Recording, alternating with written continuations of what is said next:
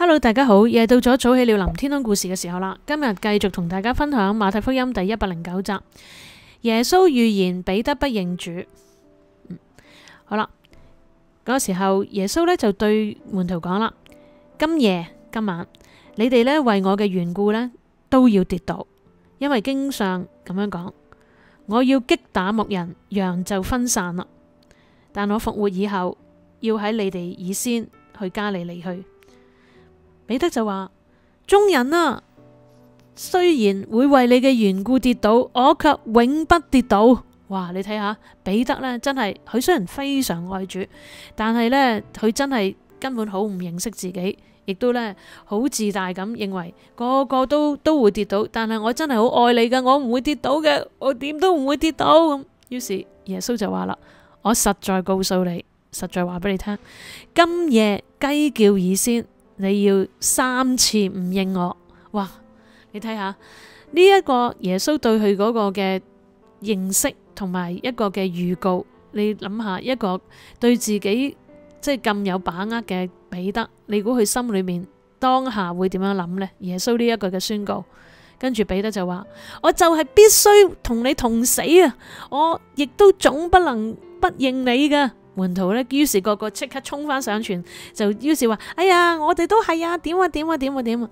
但係你睇到嘛，彼得真係好唔認識自己。當耶穌即係咁鐵一般再同佢講清楚，佢先係認識佢嘅主，佢仍然覺得仲要加深話佢最初佢即係話佢永不跌倒，跟住呢，仲要即使同主同死啊，都不能不認主。佢仲要加深自己嗰個嘅對自己嘅認識，其實更加表明佢對自己更加不認識。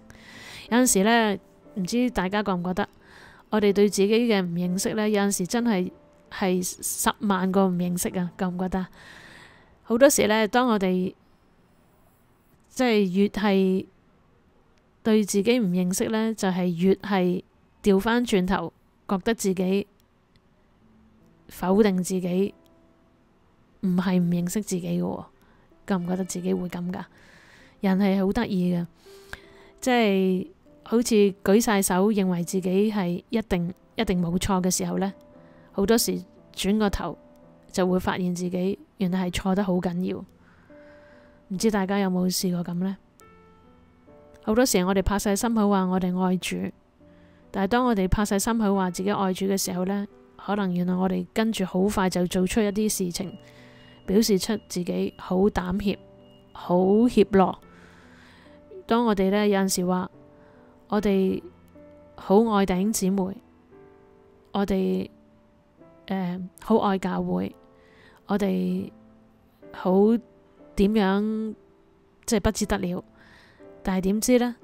好快即刻呢就跣低咗啦，就好唔愛，或者做出一啲好對唔住別人嘅事。大家有冇試過咁樣呢？所以呢，人呢真係不可誇我，即係彼得係一個代表，其實佢亦都係代表我哋好多人嘅人性。當我哋呢越係誇口話自己係點樣能夠可以點樣委身，點樣去愛人、愛神，或者係甚至愛自己啦吓。當我哋咁樣講嘅時候呢，其實好快就會一啲事情呢即刻將我哋顯露出嚟。其實我哋好多時係相反方向走緊去都唔定㗎。咁希望呢，我哋都藉住彼得去對自己呢個認信，但係耶穌好快就會將我哋真實嘅我哋呢去揭露出嚟。願我哋呢都睇到彼得，睇到我哋自己，願神去揭示我哋自己，以致我哋呢，即係能夠從耶穌俾我哋親愛嘅主去揭示我哋自己嘅時候，我哋唔失望，我哋回頭以後，正如耶穌佢收尾都話到，堅固我哋嘅弟兄，我哋能夠被主去挽回返我哋。如果我哋有自誇過嘅，我哋求主去赦免；如果我哋有高估過自己嘅。求主都俾我哋重新起嚟，睇得自己合乎中道。好，今日嚟到呢度。